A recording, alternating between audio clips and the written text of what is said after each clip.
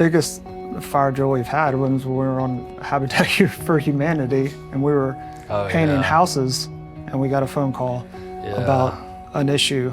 And it was all to do with the washer thickness on a truss and what got ordered and what got shipped. I mean, you go into a little bit of a panic mode. Yeah, sometimes you're like, did we screw something up? Right. And then you dig into it and try to figure out what happened and get to the root cause of what happened and also how to fix it. Like, what do we do about it at this point? It doesn't really matter where it originated at that point in time. It matters like, all right, we're here, how do we fix it? And that's what we were doing that day. We were just digging through code, trying to figure it out. And you saw a picture of the way it was installed, and we're like, wait a second. I mean, there's been other instances, I don't remember the particular project, where some loads changed on a job and pushed into what would have overstressed the materials, but we were able to get the MTR reports from the fabricator and see that the material they purchased was actually like say 55 or 56 KSI, not 50. And we're able to use that to justify a slight bump in the load that everything would still be acceptable. A lot of times there's a solution out there, you just gotta find it. Yeah, and that's where experience comes into play, and having a team that's got experience, we're able to bounce ideas off of each other and try to put our heads together and see